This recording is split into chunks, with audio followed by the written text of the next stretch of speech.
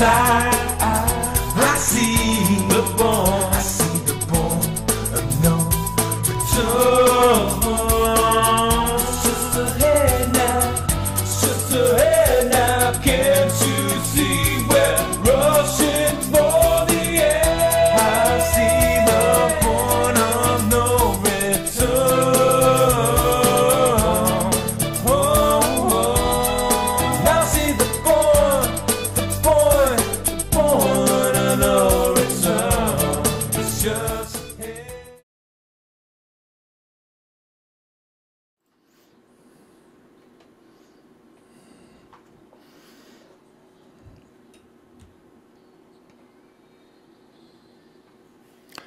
Well, good evening. It's Tuesday, September already.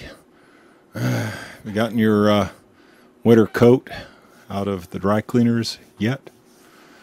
You know, they're already getting snow in places like Alaska and Wyoming.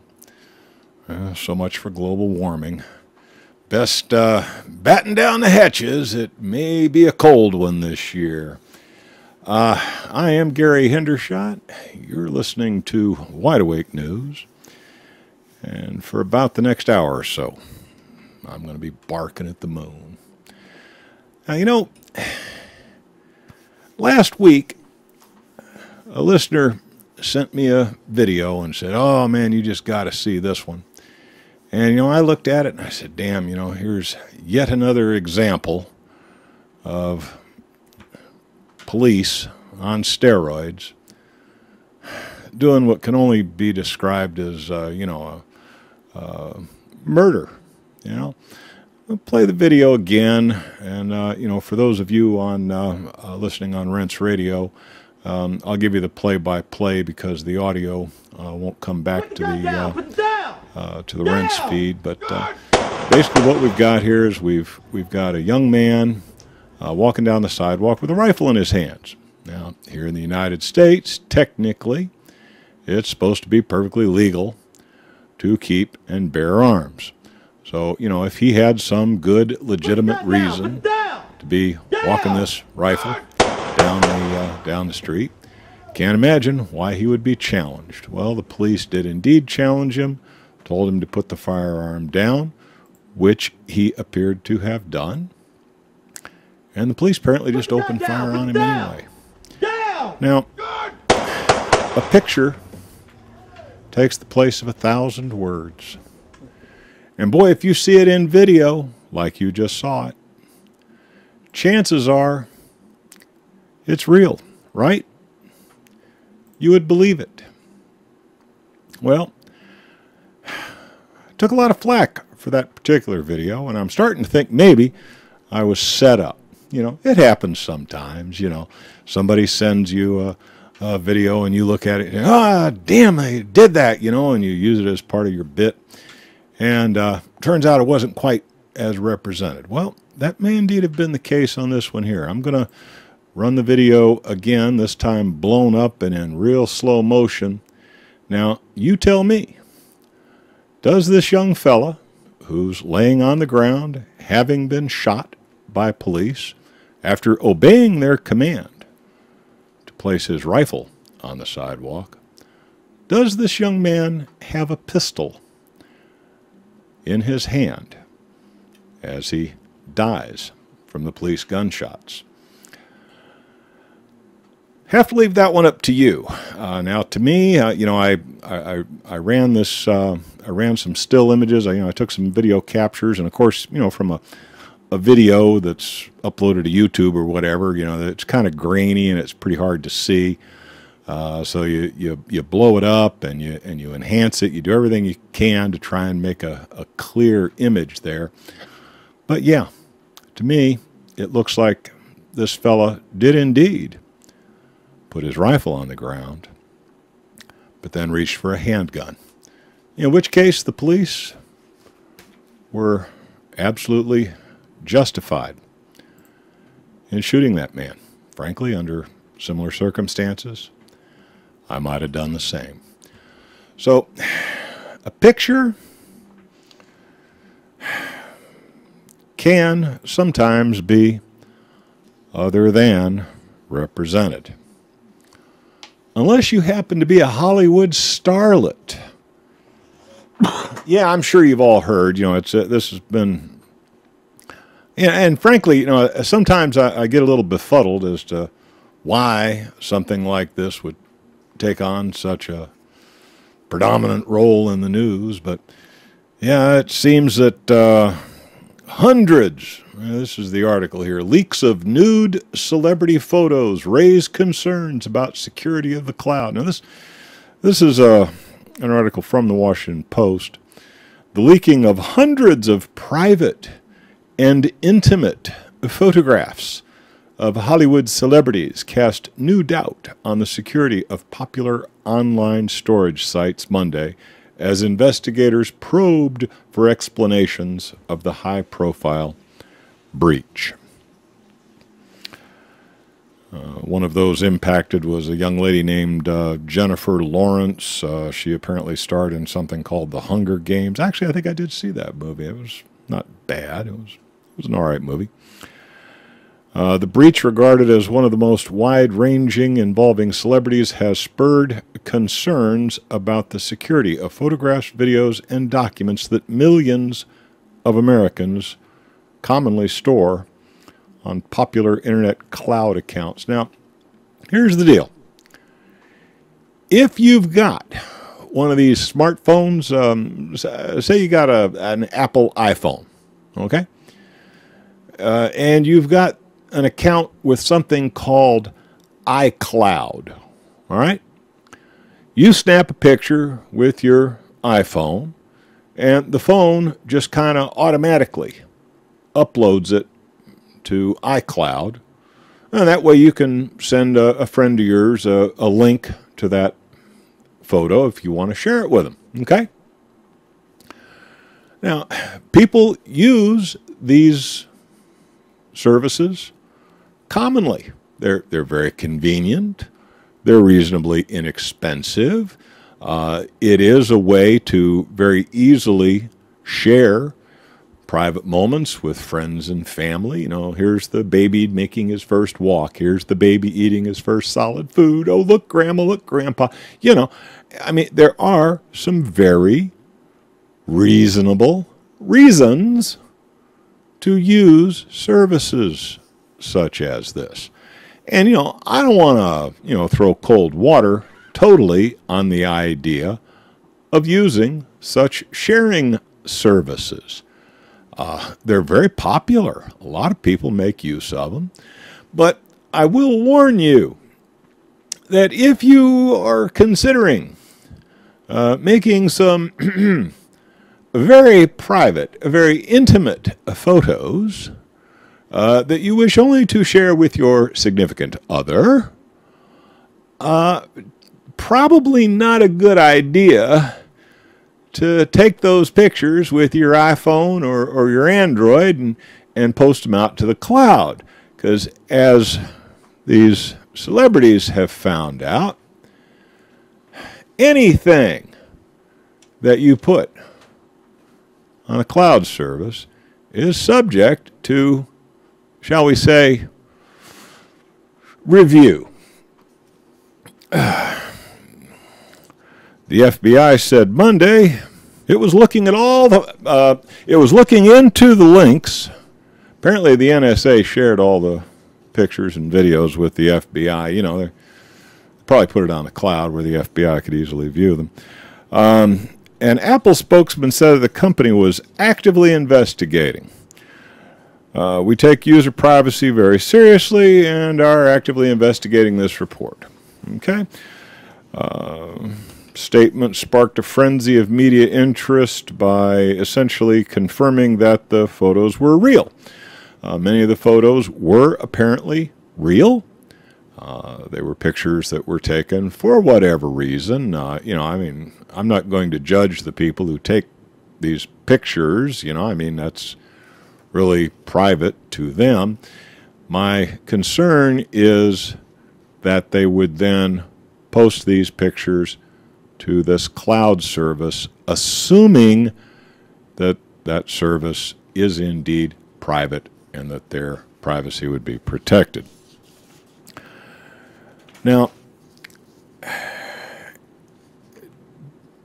do we have to be concerned that this iCloud service, which appears to have been the source for all of the leaked photographs, do we have to be concerned that this iCloud service, which is a service hosted by Apple, is less secure than some other cloud sites? Well, probably not, because after looking at it after putting 40 man-hours into examining it, Apple has come back and said there was no overall breach of iCloud security, and chances are the attacks were against individual accounts, and the perpetrator used a form of human engineering to acquire account access. Human engineering. What the hell does that mean? Human engineering? Well, people have for a long time been coaxed into clicking on something that they shouldn't really click on. You know, that's human engineering. I think the last one was Pamela Anderson. Remember when that movie of Pamela Anderson and Tommy Lee was flying around the internet? Well, a lot of hackers, particularly, Russian identity thieves, would send out a mass email. Oh, click here to see what's her name and Pamela and Tommy Lee going, and you click on it. Next thing you know, you're at some Russian hacker site and you've had some Trojan installed on your computer, and your computer is now at the mercy of the hackers. Okay, I mean, that was a very common ploy used 4 or 5 years ago. They trick you. They dangle a little piece of candy out there in front of you that just looks so tasty, and as soon as you latch on, you like a fish on the hook. That's kind of why they call it phishing. They're out there fishing for your account information. And the most likely scenario is that these celebrities were quite literally fooled into providing account details, which allowed these people to surreptitiously access their iCloud accounts and download whatever videos. So the moral of the story is, hey, if it's something private, don't hang it out there in the cloud where the NSA, FBI, and some bored 15-year-old hacker in Romania can easily get access to it. Now, nowadays there are businesses migrating their business data out to the cloud. Now, I have been in the computer industry, as my day job. I have been in the computer industry for, shall we say, some years, longer than many of my audience has been alive. And I remember the days of the mainframe computer when you had this priesthood that was in control of all the data.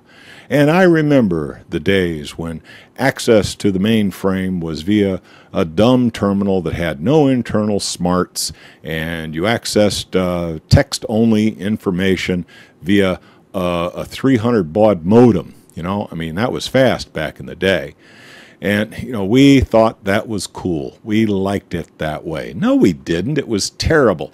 Once the PCs came along and you had local processing power, local storage, your stuff could be your stuff. You were in control of it. You were responsible for it. Nobody else could see it. Then this thing called the Internet came along back in the early 90s. And all of a sudden, what used to be just local little private networks where you might have 6, 8, 10, maybe 20 computers hooked to a central server that were all contained within that location. The Internet came along, and all of a sudden, we started interconnecting our little networks and created an internet. Well, at first it was fairly benign. I mean, the level of internet connectivity back in those old days was still mostly via modem. Maybe you were real lucky and you had a ISDN or possibly even a fractional T1. And about the best you could really do with it is maybe move email between you and some of your primary vendors. You know, that was handy to be able to send your favorite vendor a purchase order and then get an email confirmation back for it. Man, that was cool back in 1993, 1994. That was just slick as could be, that you could actually do an electronic commerce like that. All right. Well, as systems have evolved, they've also sort of devolved. And now, more and more of our lives, not just our pictures of our significant other, but even business data, accounting data, is being migrated to the cloud. How safe is it? Well, there's quite a list of celebrities that any small businessman who might be interested in making such a move could talk to, just to get an idea of how safe your business data is sitting out in the cloud.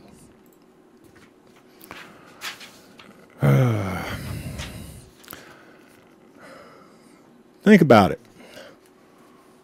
You know, I've been saying for years, you know, I was promised as a kid a flying car and robot slave. Well, you know, there are some guys out there that are tinkering around a little bit with flying cars. You know, I haven't seen one available yet that really functions the way I would expect it to, that you know, you could actually afford. You know, these are kind of rich man's toys at this point, but, you know, I still have hope. Maybe before they, you know, give me that big dirt nap, I'll actually be able to play with a flying car.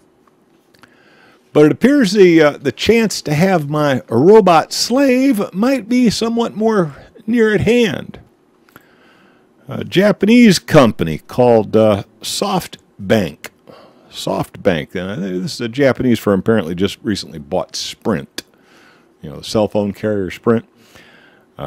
Billionaire, and I'm probably going to butcher this man's name, Masayoshi, M-A-S-A-Y-O-S-H-I, Son, S-O-N, Masayoshi Son, will start selling his humanoid robot named Pepper at Sprint Corporation stores in the U.S. by next summer.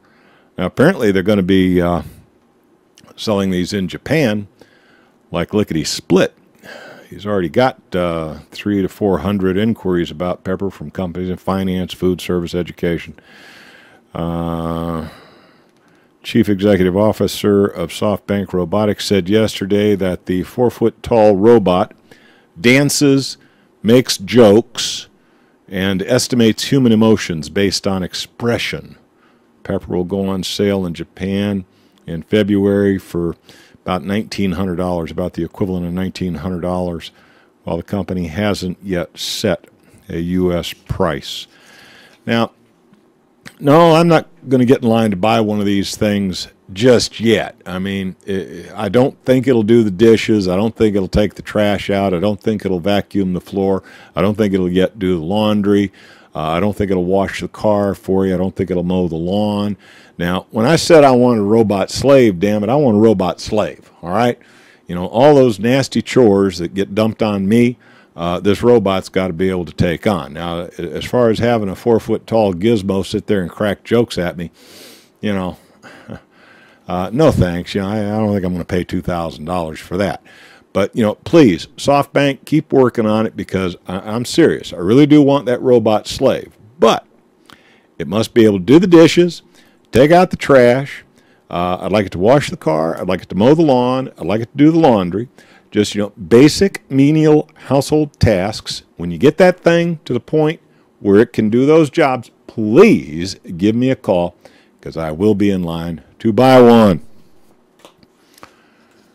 Also roboting here, you know, there's a There's a new gizmo that the Pentagon wants. Oh, yeah, man, they want a bigger and badder and better drone. The Pentagon wants a plane that can attain incredibly fast speeds while also possessing the ability to hover. The experimental Swift X plane will fulfill the role. Doesn't that thing look kind of creepy, like something that came out of the Terminator movie? You remember that little flying gizmo they had in the Terminator movie that young kids probably don't remember, early 1980s movies. But, I don't know, man. I'm looking at this thing, and I don't know. It just looks a little bit too much like that flying drone in the Terminator movies. Needless to say, this thing's going to be 13 meters. 13 meters, like 13 yards. It's like, almost 40 feet. It's going to be 40 feet long. It's going to be like 15 meters wide. So that's, 45 feet wide from wingtip to wingtip. It's going to weigh between 10,000 and 12,000 pounds, as it will be powered by electric drive system. I suspect most of that weight is going to be batteries, though they say it will have a considerable payload. Read that, weapons. Well, I'm hearing the music. I got to slide out of here for a few minutes while they sell some product. I'll be back with some more barking at the moon right after these commercial announcements.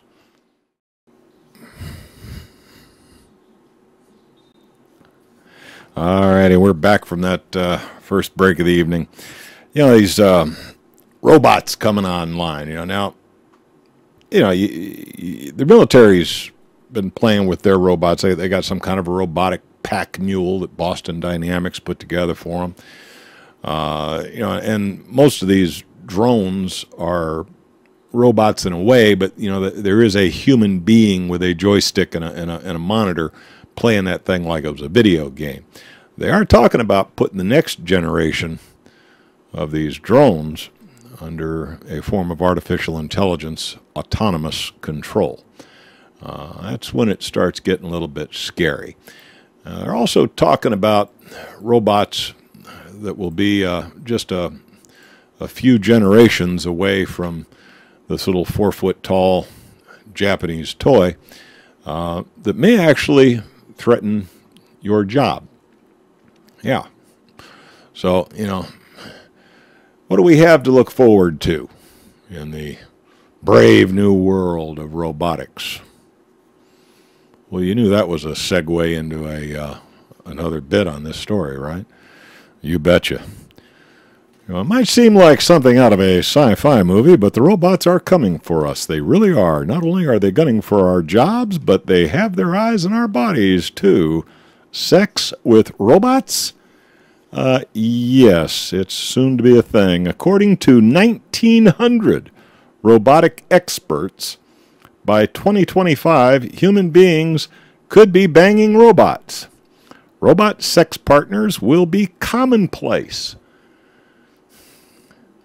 Now, before you say, ew! All right, now, this article was written by a woman.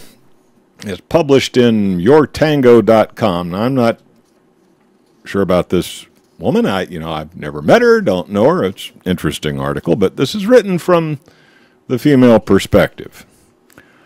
And, she lists 6 really good reasons why having a robotic sex partner might not be such a bad thing.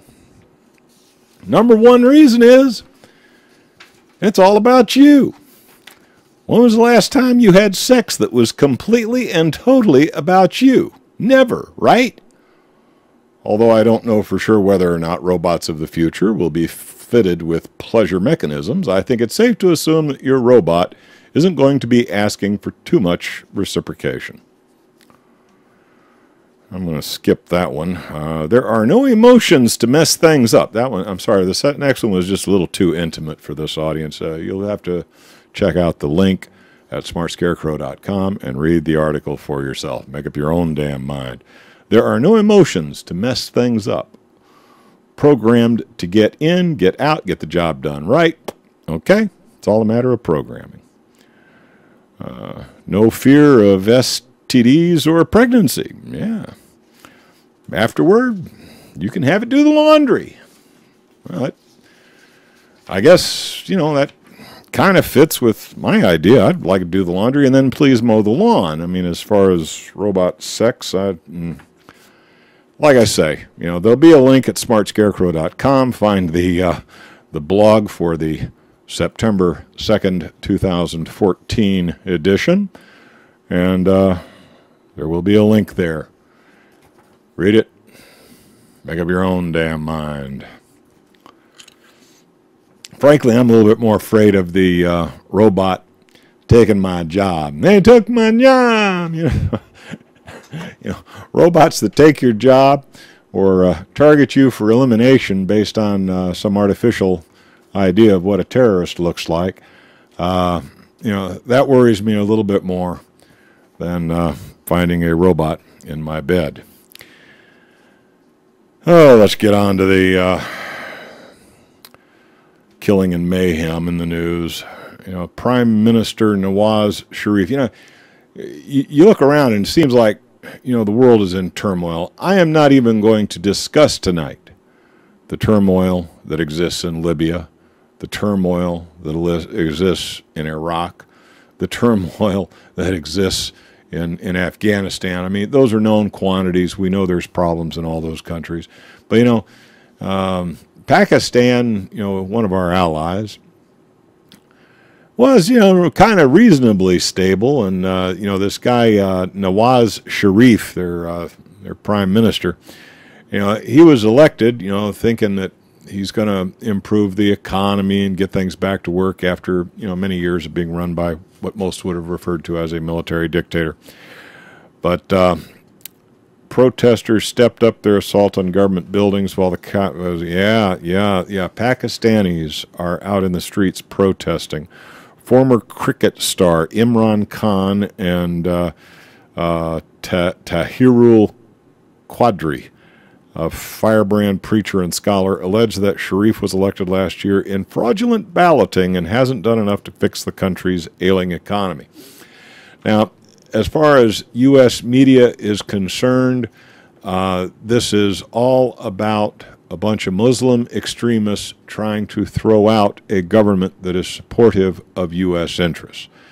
But reports coming directly from the scene are that, what these people were promised jobs and a recovery in an economy that has had them suffering for more than a decade now. They were looking for improvements that never materialized. Now, if a political vacuum takes hold in Pakistan, like what has taken hold in Libya, and like what is quickly taking hold in Iraq, we could see Islamist militants make their move and take advantage of such a power vacuum. And, of course, it'll all be blamed on, idiots like me who didn't see it coming. If the U.S.-supported government had made good on its promises to get the economy back moving, get some people back to work, there wouldn't be an incentive for them to be out in the street. Unfortunately, it looks like at least 3 have been killed and almost 400 have been hospitalized in their ongoing conflict. Some analysts and government leaders have accused Pakistan's military of secretly authorizing the demonstrations. There's always been kind of a love-hate relationship in Pakistan with their military, and quite often military strongmen have been elected as their leaders. This fellow Sharif kind of broke that mold. In any case, yet another trouble spot to add to the ever-growing list. The U.S. has made airstrikes in Somalia. Apparently, they had a specific target in mind, a fellow by the name of Abdi Godain. I probably butchered his name. It's hard to say some of these names with a southern accent. Now, this is the guy who many Western analysts blame for that Westgate Mall attack. Remember that, where some terrorists took over this mall and they killed a lot of people and then blew up the mall. Remember that? Remember that? Well, this is one of two Al-Qaeda, Al-Qaeda leaders who was apparently blamed with those attacks. Bottom line is this guy was, starting to gain a power base and was not in favor of using the U.S. dollar for trade. Therefore, by definition, he had a target on his back. And some say that the drone attack got him, but apparently it has not yet been confirmed, so we just don't know. Apparently, they're hoping they got him, but they're not really sure. We don't know that he's dead, but he was the target, one U.S. official told Reuters. So, Somalia. Anybody keeping a running count of just how many countries we're bombing and blowing people up in? I'm losing count here, and I'm trying to figure out at what point does it become a world war? How many nations do we have to be killing people in for it to be a world war? I'm hearing the music. I got to step out for a minute. I'll be back with some more barking at the moon in just a few moments. And we're back from our last break of the evening, which means I've got about 10-15 minutes to get through these last few articles. Let's see if I can get through them here. Okay, so we talked a little bit about us doing drone attacks in Somalia. Now here's an interesting one. This one comes out of the Washington Post. The Pentagon is preparing to open a drone base in one of the most remote places on the face of the earth. An ancient caravan crossroads in the middle of the Sahara. There's a little country in Central Africa that kind of straddles the Sahara Desert and extends somewhat into sub-Saharan Africa called Niger. And this is going to be the location of a new, as yet undisclosed, surveillance hub. Now, it's kind of a strategic location because it's just a little south of Libya. It gives them a nice place where they can run surveillance drones or other types of drones over Libya. Also allows them to get really good coverage in some of the struggling areas of West Africa. It's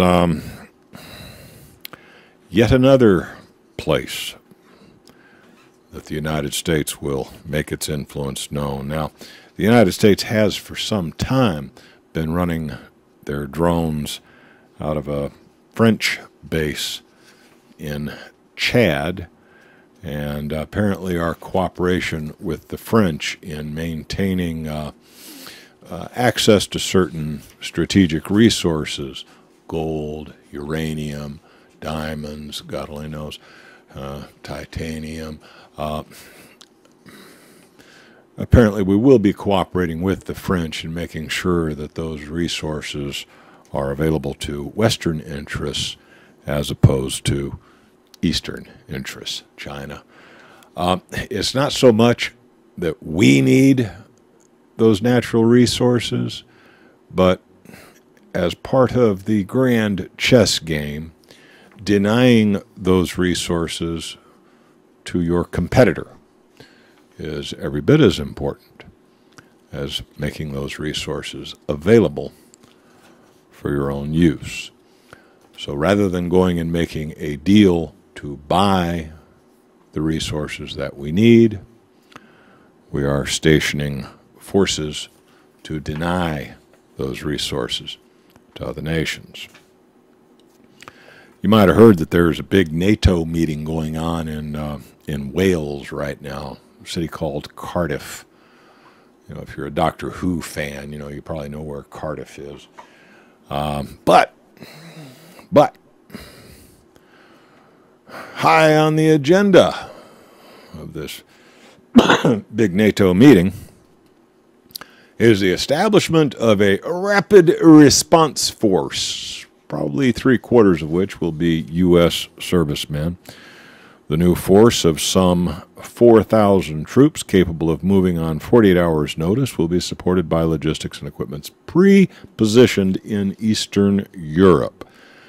gee, wonder who they might be. You know, who would they want? You know, why? You know, the agreement is planned as the substantive centerpiece of the NATO meeting, which takes place on Thursday and Friday and will be attended by President Obama.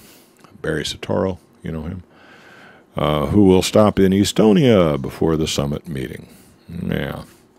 Apparently they're also talking about geoengineering and how we might employ geoengineering to slow down global warming now that the ice caps have expanded by almost, oh well. And we're going to have one brutal winter this year. You know, there hasn't been any global warming in 19 years. You know, if anything, we need some more yuppies out there in SUVs, pump some CO2 into the atmosphere to warm this bad boy up. Looks like we might be headed into a mini ice age. The summit is very important because Russia thought it can change the borders of a sovereign European country. Russia? I thought that was NATO that was trying to. Well, you know, depends on whose news you read. By force, and this is happening not far from NATO's borders. Yeah. See, basically what they're doing is they are trying to move a chess piece to counter Russia's moves in Ukraine. Now, Russia has proposed that those folks in eastern Ukraine who are seeking autonomy from the unelected government in Kiev be allowed to hold some sort of a referendum and form their own separate country. Now, when somebody that,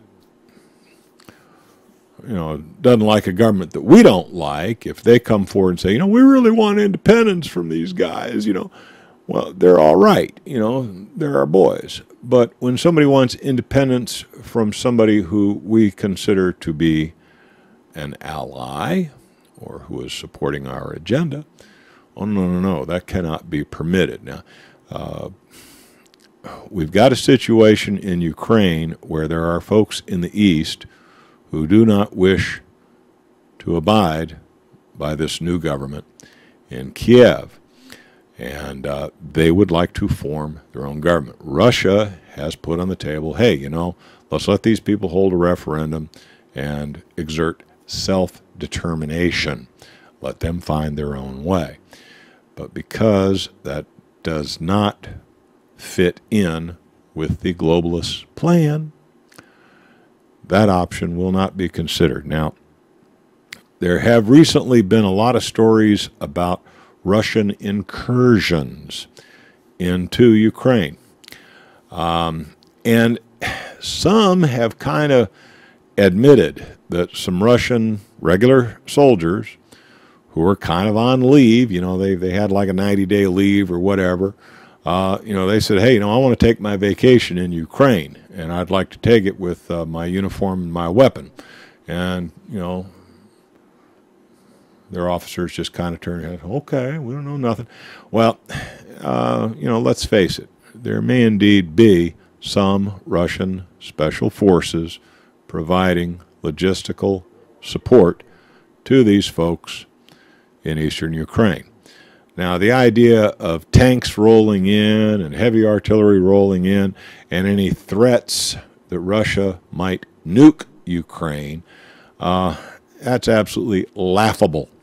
Absolutely laughable. There's been no indication of any such activity. But it is assumed that Russia probably does have special forces on the ground supporting those who they would like to ally with. Much the same way that there are NATO troops on the ground supporting Western Ukraine. Now, this is a tinderbox. This could be the one. This could be the one that lights the fuse that gets the big one going. Okay, now so far, this guy Putin has been real cool about it, okay? This guy is cool as a cucumber. I don't like him. I know exactly what he is. But if what we're playing here is the grand chess game, Putin Putin knows the game, and he's playing it very well. And so far, I would have to say, he's definitely won up on anything NATO has been able to do. These 4,000 troops that they're getting ready to assign to this rapid deployment forces, well, it's cannon fodder, my friends. What they're doing is they're getting it set up so that within 48 hours' notice, we can be in a hot war with Russia. It's also come out that Russia, Putin, this guy Putin who runs Russia, said that, if he wanted Ukraine, he could have it in 14 days. He could have Kiev in 14 days.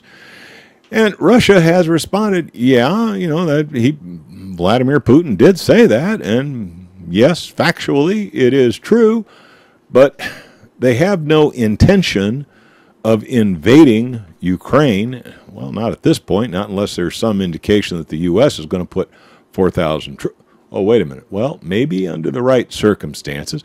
So far, the West has not done something so blatantly in your face that Russia felt compelled to do a full-scale invasion of Kiev. They believe that if they just, wait it out, eventually let nature take its course, eventually the folks in eastern Ukraine will get the right to have self-determination. They'll form their own nation. They will be allies of Russia, and everything will settle down and be fine. But then you threaten Russia with 4,000 NATO troops right on their border. That might be a provocation that Putin's not willing to put up with. I don't know. I wish I knew exactly what set of circumstances were going to fire off the next world war. I mean, if you count on your fingers how many places we're killing people now, it's pretty hard not to call it a world war. The only thing it's missing right now are those, big bombs, the big ones. And seems like, history tells us that, the weapons that ended the last war will be used to start the next one. Scary proposition. Senate Bill 2277, the Russian Aggression Prevention Act of 2014. Senator Corker, Republican from Tennessee. Corker is no slouch when it comes to being corrupt. Yeah, there is a bill going through the Senate right now that would basically commit the United States of America, commit your sons and daughters, because in the next draft, they're not just going to come grab your son, they're also going to grab your daughter, okay? I want you to understand this. If they reimpose the draft, next time around, they're not just going to come for your son, they're going to come for your daughters too, okay? Bill's in the Senate now. It's brought to the floor by Senator Corker, a Republican of Tennessee, McConnell of Kentucky, Ayotte of New Hampshire, Hoeven of North Dakota, Blunt of Missouri, Rubio of Florida, McCain of Arizona, Cornyn of Texas, Graham of South Carolina, Kirk of Illinois, Barrasso of Wyoming, Risch of Idaho, Coates of Indiana, Roberts of Kansas, Inouye of Inhofe of Oklahoma.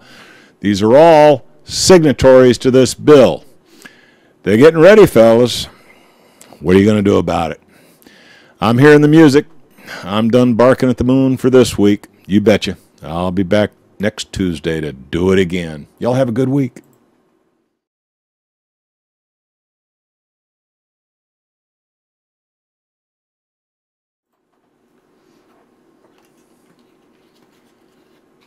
Alrighty, I think I got everything settled down here. I got time to do a little bit of a after show here. Yeah, that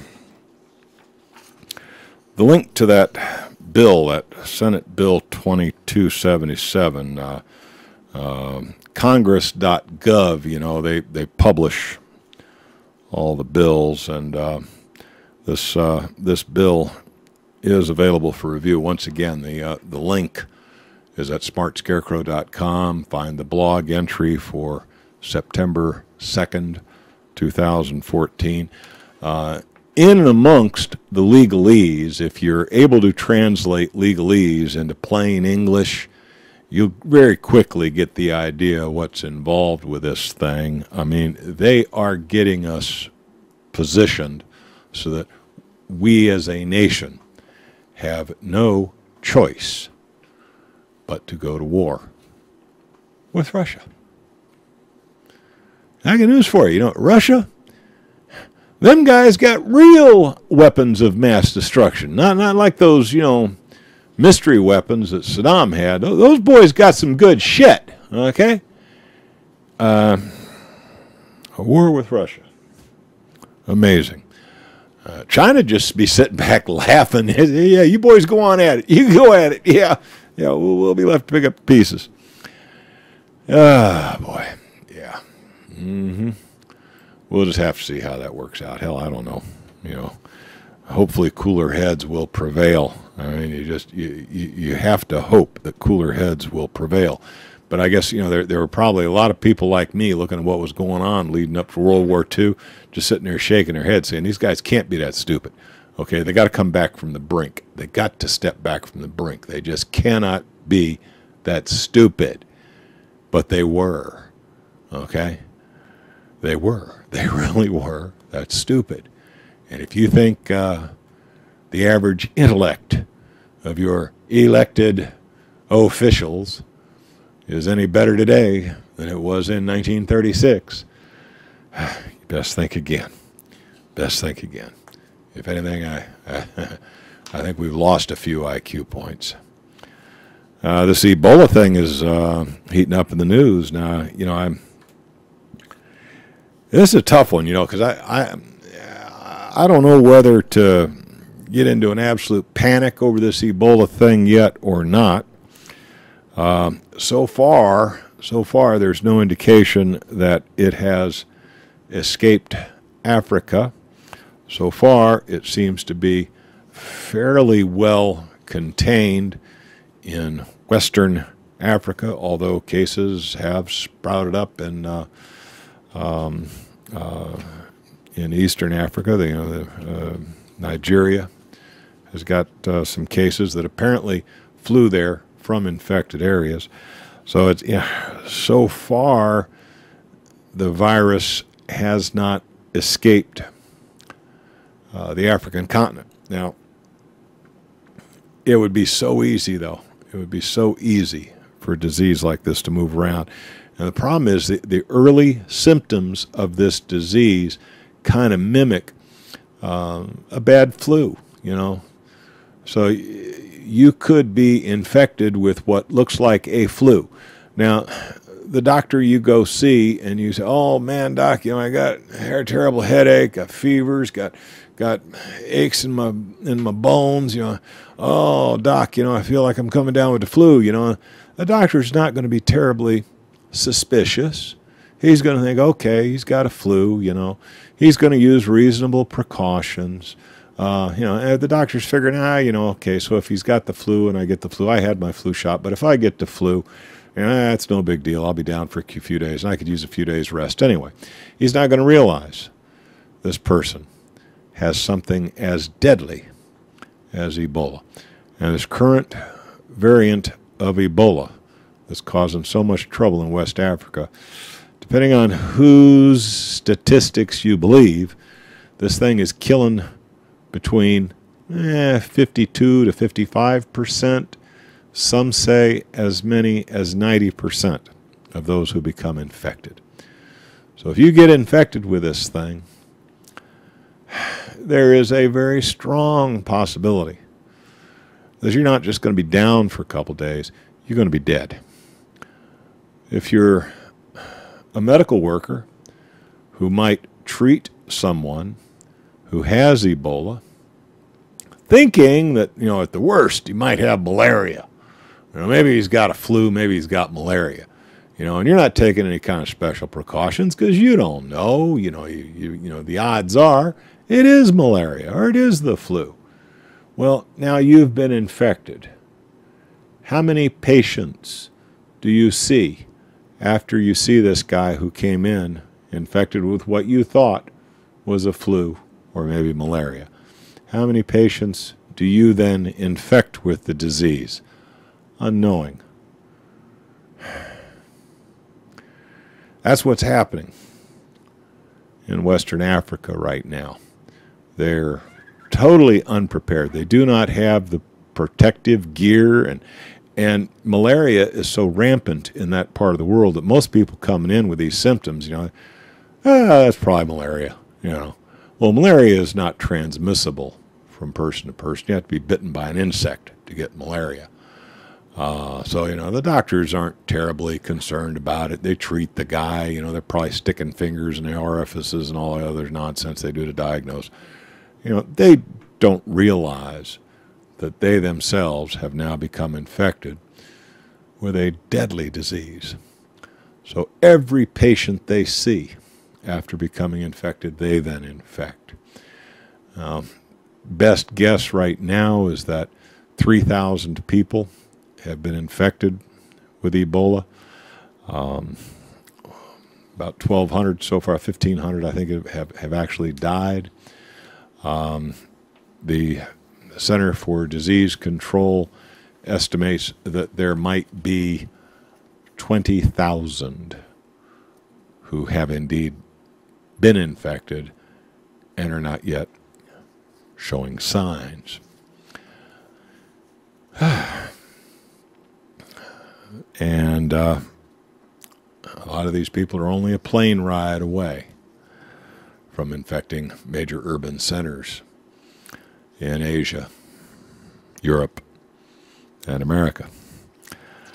For the time being, the hot spots are Liberia, Sierra Leone, and Guinea, although the Republic of Congo has reported a number of cases. The cases in Nigeria seem to have been caught pretty early on and may indeed be contained at this point. Now, there is an experimental drug called ZMapp, which appears to have been effective in treating some that have been infected. Now, those two American foreign aid workers who were over there, trying to treat the people who became infected were brought back to the United States pretty severely sick, responded very quickly to a proper dosage of this ZMapp material. Now, ZMapp is not really a vaccine. It is a monoclonal antibody. It's administered in 3 shots over a 9-day period. They give you a shot, they wait 3 days. They give you a shot, they wait 3 days. They give you a shot. Okay? Then they monitor you for about 2 weeks to see if there's any continuing infection. So far, if it's properly administered, this ZMapp preparation seems to be effective in taking on the virus and eliminating it. Unfortunately, this medication is in very short supply. Some of it apparently was shipped to some of these affected areas. It was not properly administered. They had so little of it, and they had so many people infected that they were splitting doses. They were given half a dose to this guy, half a dose to that guy. They were given half a dose of the second volley to this fellow. They were splitting it up. They were trying to do the best they can with what limited resources they were provided. A lot of the people who this ZMapp preparation was administered to improperly did not survive. So when you see the statistics on the ZMapp, right now it looks like this might be an effective treatment. The problem is it hasn't got FDA approval, and the little company that makes this stuff is a little startup company. Okay, they do not have the manufacturing muscle to produce it in large volumes. So, obviously something's got to give here. There apparently is an effective treatment for an active Ebola infection. This little company that makes ZMapp has it.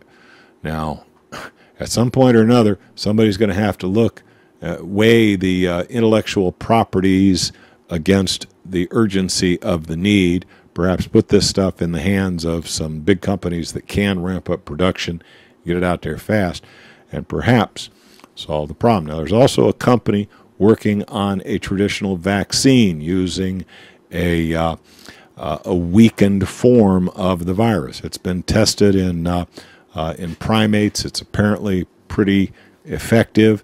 Now, a vaccine would be the type of thing you would give somebody to prevent an infection. ZMapp you give to somebody who's already got it. They're on death's door. It's a Hail Mary, okay?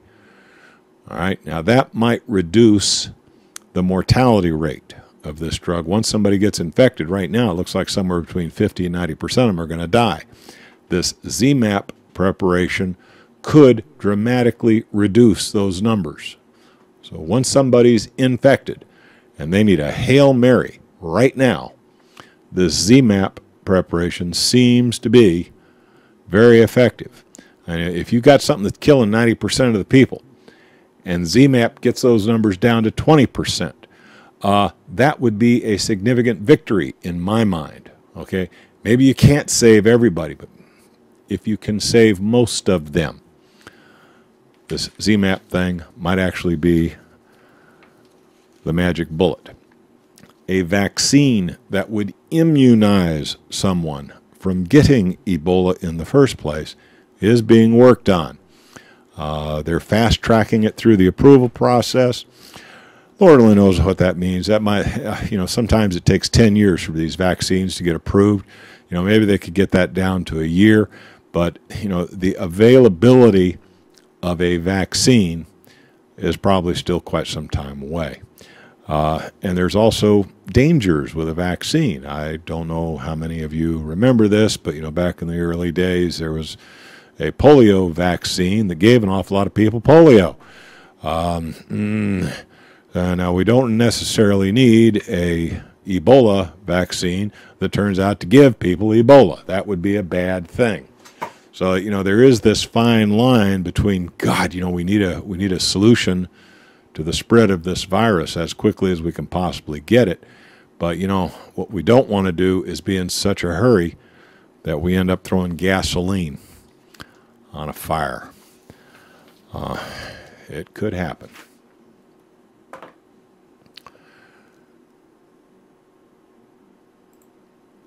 Did I see Drudge on the missing airliners in Libya? Yeah, I read that article, but so far I've only got that from one source. I'll probably cover that next week. The problem is, you see little hits like that, you just don't know. There were some airliners that were on the ground at the airport in Tripoli. Those airliners have now disappeared. Nobody seems to know where they are. Israel. I don't know what's happened to the airliners. There's a lot of speculation right now, buildings. We just really don't know. I probably will cover that some next week. CNN on this CDC whistleblower, the guy who reported that the CDC was hiding evidence of the measles, mumps, rubella shot causing childhood disease. CNN came out and said, "Oh no, that's all hooey." The whistleblower is sticking by his story. The CDC has not specifically denied it, although I'm sure they will. But through back channels and using CNN mouthpieces, they're saying that it's just a bunch of baloney. More Swiss banks give the one, well, yeah.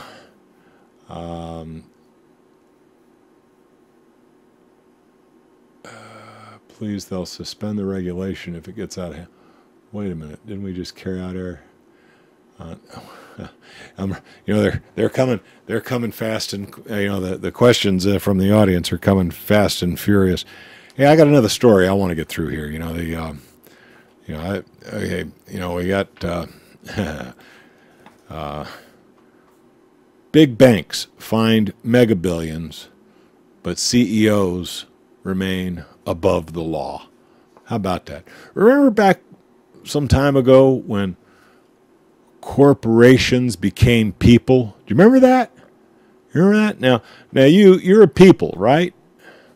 And if you rob a bank and you get caught, chances are you're going to go to jail, right? If you rob the 7-Eleven, just stick a 6-pack of beer in your coat and walk out, Chances are you're going to go to jail. But, if you're a big bank, you're supposedly a people now. Because corporations is people too. But if you're a big bank and you rip off billions of dollars and you throw the entire economy into a tailspin, you get a slap on the hand, you get a fine, and nobody within your organization, none of the decision makers who are responsible for the company policies that caused such harm ever sees a day in a 6x9 with a roommate named Bubba who thinks they're pretty. All right? Now, do you still think corporations is people? Here's the list. Now I'm telling you right now, if you have money in any of these banks, if you have a mortgage with any of these banks, if you have a credit account, a credit card with any of these banks, shame on you.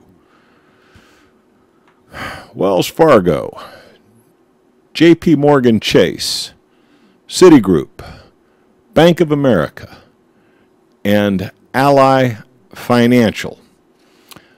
They paid fines totaling $25 million. $25 billion. Credit Suisse, $2.6 billion fine. HSBC Holdings, $1.9 billion fine. UBS, $1.5 billion fine. And 10 Wall Street firms, these are investment firms that include Goldman Sachs, Morgan Stanley, and J.P. Morgan.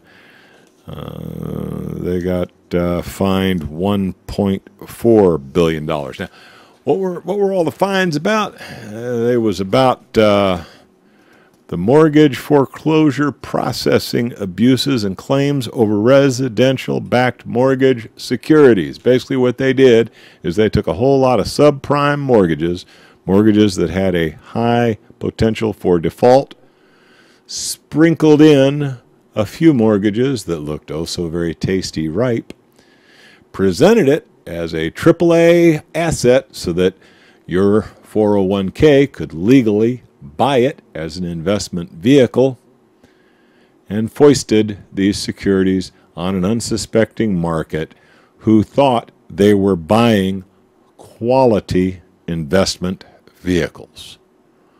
It all blew up. A lot of 401ks, a lot of retirement plans, a lot of big union pension plans lost a boatload of dough, putting your retirement in question. But the bankers got very, very rich selling these securities, so all was great for them. All these fines that these big bankers had to pay was less than 0.5% of the profits they enjoyed selling those securities. Well, gee, that to me sounds like a fairly reasonable cost of doing business. Especially if I can write it off my taxes, which a lot of them are permitted to do. Yeah, the fines that they had to pay for their nefarious deeds, they get to claim as a tax deduction. Isn't that precious? Don't you just love living in a capitalist society? The strongest nation in the world, the nation that everybody wants to jump the border and come be a part of. You know, I think if those guys from Central America actually spoke English and knew what was going on here, they'd be running in the other direction. You know, anyway, that's it for my planned presentation for tonight. That's all the articles that I had intended to process. Now let me take a look here. I know I missed. You know, there's a lot of chatter going on in the chat room. You know, I got there's a few people out there in the chat room. Let's see here. Trying to catch up. Can I claim my speeding ticket as a tax deduction? Well, if you're a race car driver, maybe. I don't know. Somehow I doubt it. Ancients only had gold jewelry, no gold bars. Well, I can tell you absolutely for certain that First Dynasty Egypt did indeed circulate gold and silver coinage. Okay? I mean, because, you know, it had pictures of the Pharaoh stamped on it. Nebuchadnezzar in what's now Iraq did indeed mint a square coin with a square hole in the middle of it that you could, you know, tie in a thread. The reason they had a hole in the center of the coin is so you keep a whole bunch of them on a piece of twine. And those coins were minted in copper. I can't remember if it was bronze or if they used brass for their coinage, but they used one of those alloys. Either used bronze or brass. They also used silver and gold. But yeah, I mean that's ancient Sumeria, one of the oldest cultures we know of. Did indeed use what we still consider to this day to be precious metals, did use those in trade.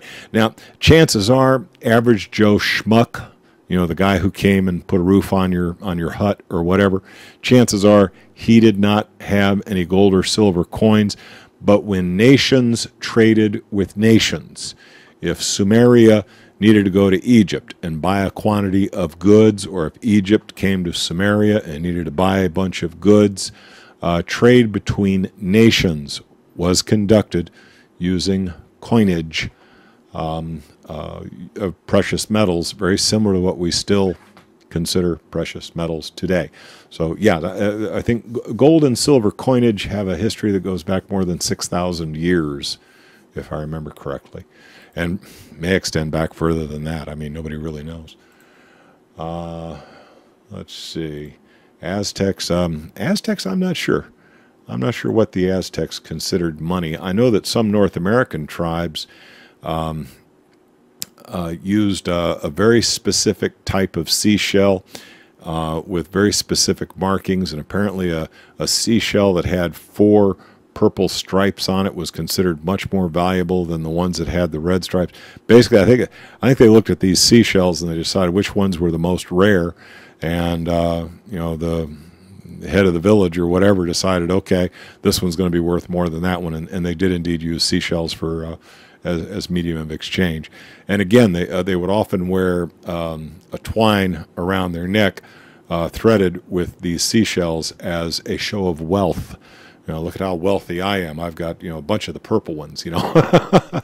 So, you know, people have always used something as a form of exchange. I mean, let's face it, people have always wanted to find ways to do business. I mean, business is basic to the human existence.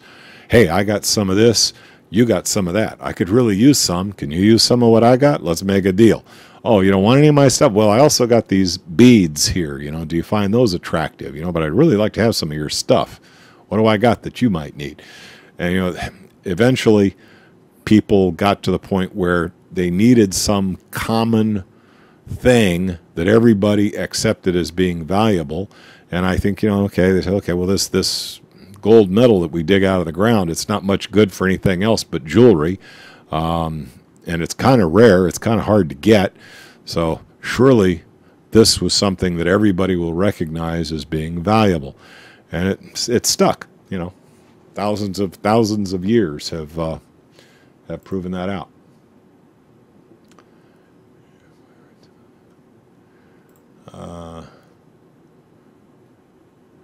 Pull the whiskers out with a clamshell, yeah. Let's see here. I'm not sure that there's. I probably missed some really good. Somebody asking about the IRS emails. Apparently, it finally did come out. I think I told you guys a couple of times that I know a little bit about how email systems work. And I was chiding the IRS about, hey, if you guys can't retrieve an individual email from 5 years back, see me. I design such systems all the time. So the IRS should be embarrassed that they can't retrieve this email. It finally came out that the emails do exist on numerous backups. But now the story is, but gee, they're so hard to get at, it's probably going to take us longer and spend more money to get them than what they're worth, so just let it drop. There's nothing to see here. Go back to sleep. Anyway, that's the story the way it's going right now. They have not retrieved Lois Lerner's emails yet, but it has been disclosed that they do exist on multiple backups. They can indeed be retrieved. They're under subpoena to provide them. So, regardless of how difficult it is, if, Congress could consider them in contempt if they do not retrieve those emails. We'll just have to see. Here again, a lot of that, I would love to be able to report that there's actually been some movement in that arena. But as I suspected, yes, the emails do indeed exist. Put under enough pressure, they can retrieve them.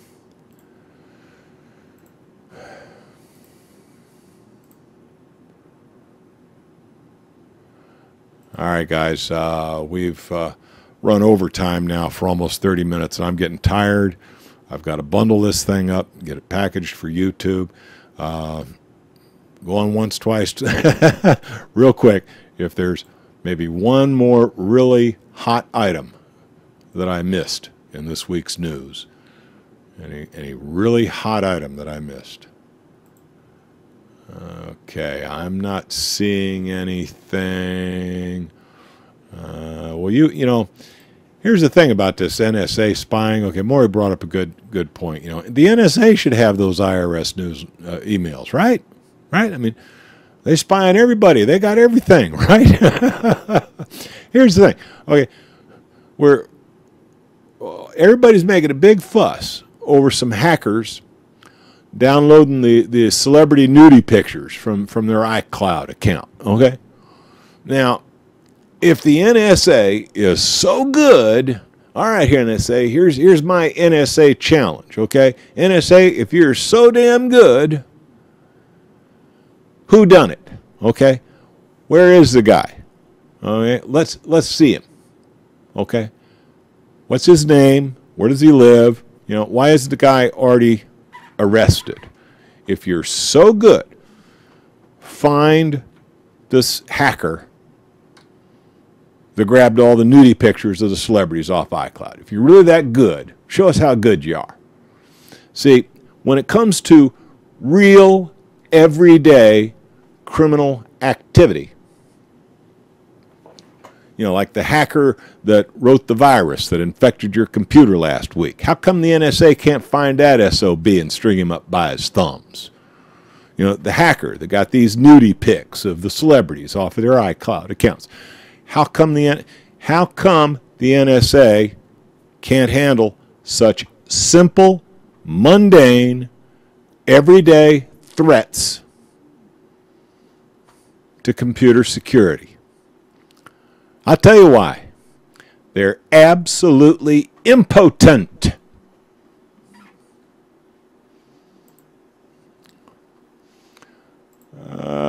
The Uzi story, that could be fake. This latest beheading video could be fake. It looks a lot like the same thing as the look, I'm not saying that these people did not get beheaded by ISIS, but you know, the story that's running around, the story that's coming out of Syria is that they were beheaded like a year ago, okay?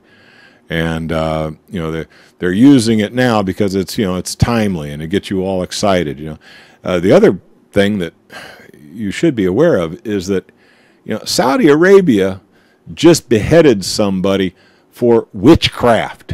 Okay? Yeah. Yeah. Our ally in the Middle East, Saudi Arabia, they just beheaded some guy for practicing sorcery. Yeah. In the 21st century. I mean, there are people out there who are still living in the 6th century. You just got to get used to it. You can't get all excited about their method of execution. The fact is, they are killing reasonably innocent people, or somebody who's accused of what you or I would not really consider a crime. Now, does that mean we should go nuke Saudi Arabia? No. But I'll tell you what, I ain't going to go there on vacation. I ain't going to spend any of my money with them either. And I don't think I'd be going on vacation in any of the territories under control of this Islamic State outfit. And, you know, if we really wanted to kill off the Islamic State, it'd be real easy. Just convince Israel and Saudi Arabia to stop funding them with our money, and they'd go away. They'd starve. But, you know, my opinion, $5 gets you a cup of coffee at that fancy yuppie coffee place where they charge too much for a cup of coffee. I mean, who am I? I'm just an old guy with straw for brains who don't know nothing. But yeah, you want ISIS to wither on the vine and go away? All you got to do is convince Israel and Saudi Arabia to quit financing them, and they'll starve. All right, I'm going to have to bag it, guys. It was a pleasure. I hope you enjoyed tonight's presentation, and I hope you'll join me again next week for another Barking at the Moon session. Good night, all.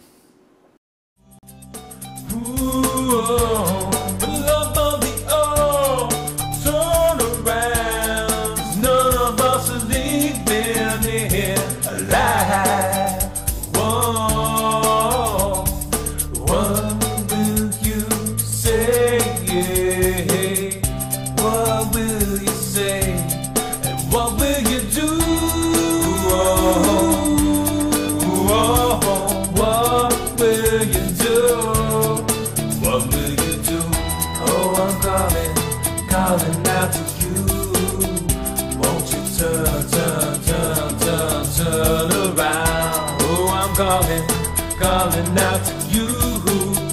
Won't you turn, won't you turn?